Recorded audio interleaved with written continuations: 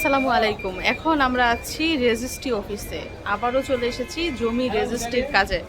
তবে বিক্রি করার জন্য না, জমি কেনার জন্য মিশারির আব্বু আবারও জমি কিনছেন এবং সেই সুবাদে মিশারিকে নিয়ে চলে এসেছি রেজিস্ট্রি অফিসে। তো এখন আমরা অবস্থান করছি মোক্তারের চেম্বারে, মানে দলিল যিনি লিখবেন, যিনি দলিল করার দায়িত্ব নিয়েছেন ওনার কাছে।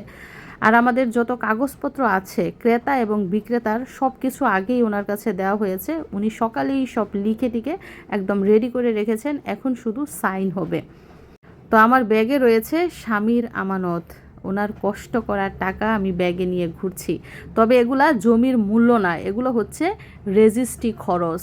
আংশিক টাকা এখন দেয়া হচ্ছে, আরও বেশ কিছু টাকা দেয়া হবে একটু পরে। জমি রেজিস্ট্রি করতে প্রায় ৬-৭ লক্ষ টাকা লাগছে।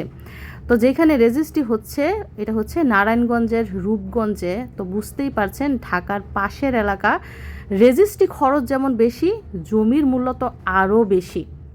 তো জমির মূল্য কত এবং কত টাকা খরচ পড়েছে এটা একটু পরে বলছি, কারণ এখন আমি খুবই টেনশনে আছি। বুঝতেই পারছেন প্রবাসী স্বামীর কষ্টের টাকায় কিনা জমি, কখন রেজিস্ট্রি হবে, কখন জমিতে গিয়ে পাড়া দিব সেই অপেক্ষায় আছি। তো আমার আব্বু, আমার চাচা আমার পাশে আছেন, মানে একটু সাহস পাচ্ছি। যদি ওনারা না থাকতেন সাথে, মানে আমি একা জীবনেও কিছু করতে পারতাম না। তো জমি রেজিস্ট্রির আগে আমার চাচা ভালো করে দলিল আবারও দেখে নিচ্ছেন কোনো ভুল আছে কি না। আমি যে বলেছি আমি একা পারতাম না, সত্যি আমি একা পারতাম না। এই দলিলপত্র কিন্তু আমি বুঝি না, আর এস সি এস খতিয়ান নাম্বার এইটা সেটা কখনোই আমি বুঝি না। তারা কিন্তু অলরেডি আগে একবার মুক্তার দিয়ে চেক করেছে, আজকে আবার শেষবারের মতো চেক করছে। তো একটু পরেই রেজিস্ট্রি হবে।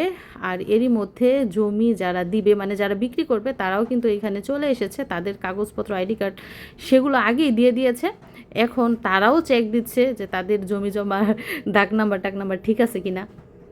আর এখন হচ্ছে মূল কাজ, মানে যারা জমি বিক্রি করছে তারা দলিলে সাইন করছে। টোটাল 3 জনের কাছ থেকে জমি নিচ্ছি। আর অনেকেই জানেন যারা জমি বিক্রি করবে তাদের অবশ্যই সাব রেজিস্ট্রি অফিসে উপস্থিত থাকতে হয়, আর যে কিনবে সে উপস্থিত না থাকলেও হয়।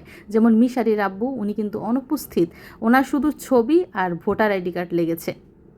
তো আলহামদুলিল্লাহ এই পর্যন্ত উনি বিদেশ করে অনেক জমির মালিক হয়েছে, অনেক জমি কিনেছে। এবং জমি কিনলে কিন্তু কখনো লস হয় না, দিন যাবে জমির দাম বাড়বে। এবং জমি কিন্তু কখনো ভাত কাপড় চায় না, জমি কেউ চুরি করেও নিয়ে যেতে পারে না। এই জন্য আমার কাছে মনে হয় জমি কিনে রাখাটা খুবই নিরাপদ। এখন চলুন জমির দাম জেনে নেই। তো জমির মূল্য, রেজিস্ট্রি খরচ এবং আনুষঙ্গিক খরচ মিলিয়ে প্রায় কোটি টাকার মতো দাম পড়েছে। আর যারা জমি বিক্রি করছে তাদের টাকা কিন্তু আগের দিন, মানে গতকালই পরিশোধ করা হয়েছে ব্যাংক ট্রান্সফারের মাধ্যমে।